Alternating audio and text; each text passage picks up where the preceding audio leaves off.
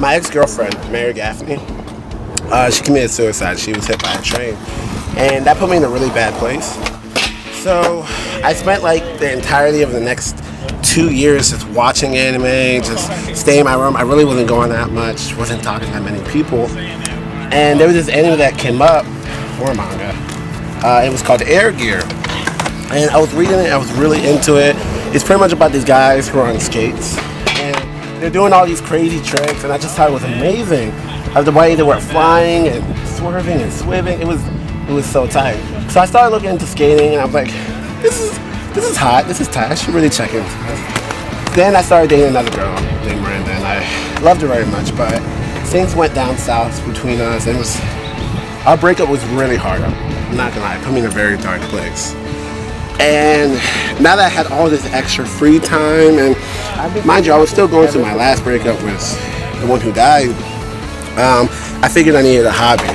So I figured, what the fuck, then pick up some skating. And I'm not gonna lie, it did take me a couple years to do it because there was a lot of research, and frankly, finances. I'm a college student, I get broke, it happens. And to be honest, now that I skate now, I wish I started earlier. I wish I started years earlier, because my first pair of skates, they were only like $250, and I know I spent more than $250 in 1 year of McDonald's, Chipotle, Chick-fil-A. I eat out a lot.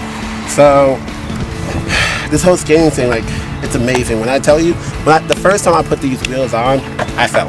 The second time I put these wheels on, it felt like I was on butter. I was just flying, and it's so hard to describe the way full wheels feel under your feet.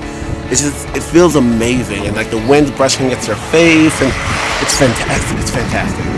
Like, there's no other way to describe it.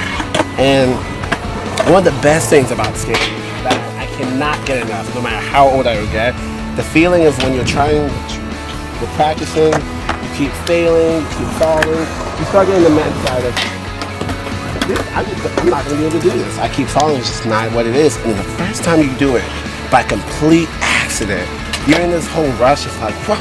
Did I just do it? What just happened? What the? Yeah. What? And it's so amazing, because then it's like the Xbox achievement note. Like, whoop, whoop. It's just like you did it, and then you can't stop doing it, and you just keep doing it and keep doing it. And it doesn't matter how many times you fail, but the fact that you did it that one time, you try and get back to that feeling's amazing, and that I can't get enough of that.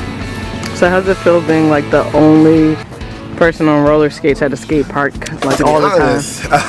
I do feel a little bit of pressure, because since I'm the only one in inlines, I feel like I have to represent my team. And I was just like, no, inlines are tight, but it doesn't help, because I only started skating about 7 months ago. So I'm still like some boots right now.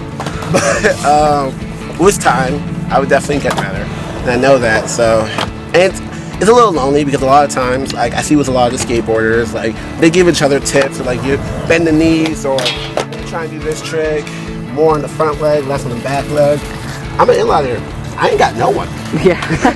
YouTube's my best friend, for real. So it's a little lonely, but I make it work. And it's nice. I've always been more of a I want to stand out kind of type. Definitely helps. How do you stay motivated? Well, me and my best friend, we keep each other motivated. Like, I know if it wasn't for her, I wouldn't be as consistent as I was.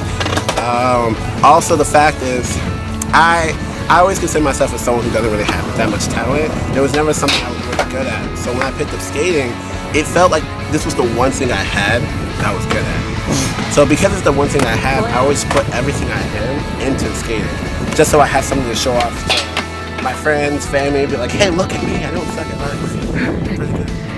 Hey, Mom. Right. Right. Respect. Sure. I would never tell my mom about this. She ain't what I do in my spare time. Alright. Skating, I would recommend to anyone. Like, I started when I was, 20, 21? And that's relatively late, especially for skaters, because most people who skate, especially the really good ones, they started when they were like 4 years old, 3, out the womb. It's kind of crazy. So for me to say I only have like 6 months in skating, that's nothing. That's nothing. So how do you remain to have confidence when you're like around some like 6-year-olds and like 12-year-olds who know what they're doing, and you're like an amateur? Well, to be honest, the way it works is with skating, every trick that people do, every balance, everything, they worked for that. So like, even when I see 9-year-olds tearing up and shredding, it's like, y'all worked for it. So I can only be but so bad. And if anything, it's more of like a confidence booster. It's like, okay, if I keep doing what they're doing for that amount of time, I can get there to the level. And it kind of blows. I'm talking to a 9-year-old like that. Like, I will get to your level, but it's really how it is. They practice, they work for it, they earned it. I just have to put in the time. I get there when I get there.